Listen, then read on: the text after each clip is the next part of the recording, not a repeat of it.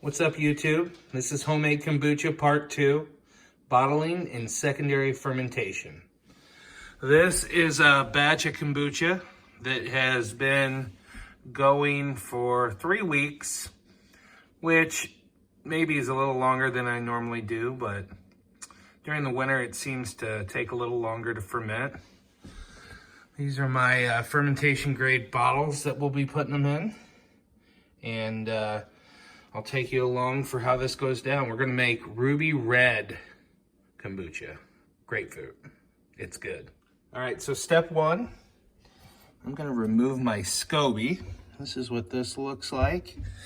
And we got a little bit of a sinker too, if you can see that.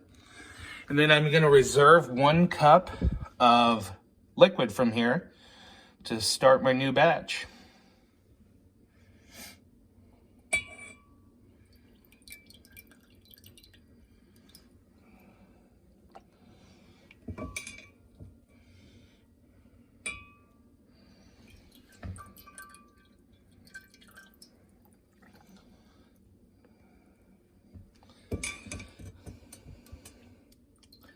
What I'm doing is just trying to kind of get all these solids out. That'll start our fermentation for our next batch. And then I give this a good mix, just because you never know how strong it is. Sometimes the strength can vary, so if you mix it up, you'll have a nice even strength throughout the jar. So here's my reserved liquid. I always save a little more than a cup, and I should say this is for a 1 gallon batch, but I don't know, I just never have quite enough to fill up an extra jar, so I figured the more starter fluid you can put in the next one, the faster it'll take off. You might want to check that though, because I don't know if that's accurate. Next step, I'm gonna blend up my fruit, and I am gonna fill each of those bottles about 2 inches from the bottom. I think I just got this at Costco, ruby red grapefruit. I'm gonna buzz it in the magic bullet, and I'll show you what it looks like after that. All right, so it's all buzzed up. It's going in the bottles. A little tip, if your fruit pulp is too thick, you can add a little kombucha to it to thin it out.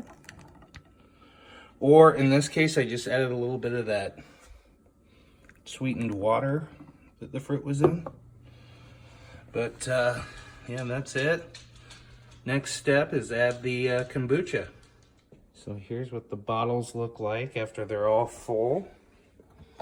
And next step is just top them off with kombucha.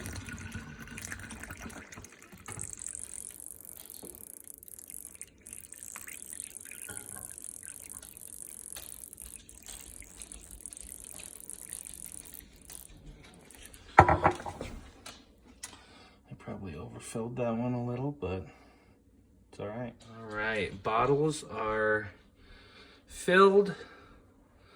I always just give them a little tumble to make sure that the fruit pulp and the kombucha mix together. And we're gonna let these sit at room temperature for about 3 days.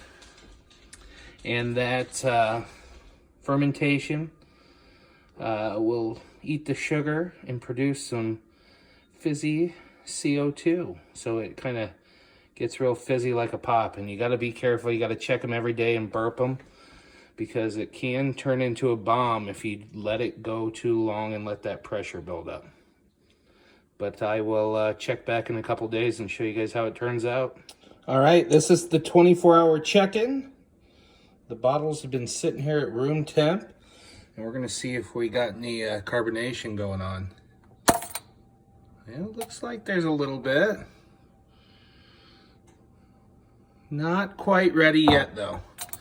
I'm gonna burp all the rest of these bottles, and I think they're gonna take a couple more days.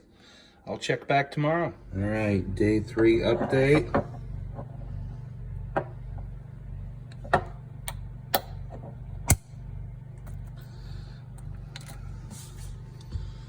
It's getting in there. I might let it go one more day.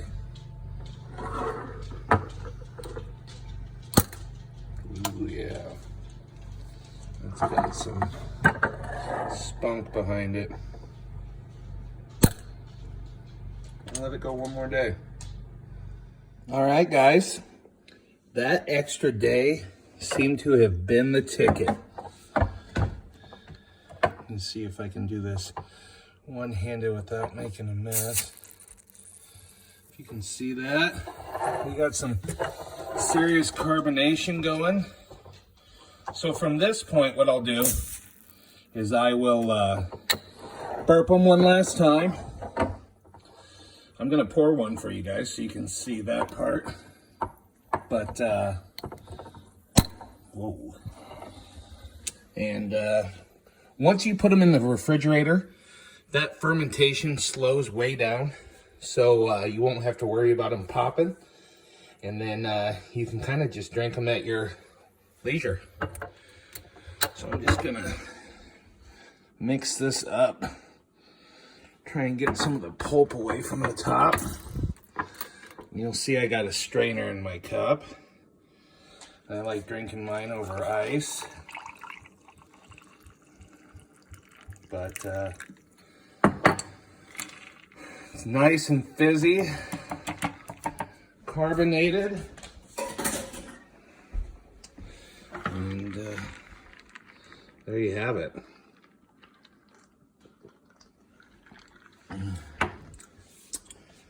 Very good.